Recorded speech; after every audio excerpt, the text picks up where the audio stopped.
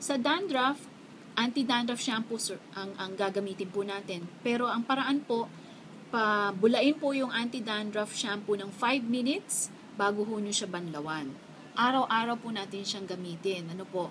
Kung masyado hong makapal yung dandruff po, pwede ho nating lagyan muna ng baby oil or coconut oil. Babad po muna yun sa anit na mga 30 minutes. I-shower cap po siya. Pagkatapos po, i-shampoo. Pero yung shampoo po, don't forget, 5 minuto po pabubulain sa anit.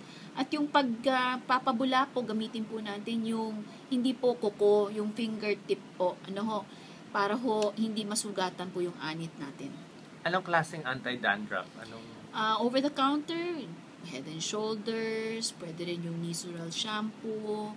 Ang importante lang po, i-regularize nyo po yan. Hindi po ibig sabihin na once a week lang. No? Siguro ho, pinaka-minimum maintenance pag active ang dandruff po ninyo, mga 3 times a week. So on the other days po, you may use any regular shampoo, but on those days na kailangan po natin mga 3 times a week gumamit po ng anti-dandruff para ho makontrol yung dandruff.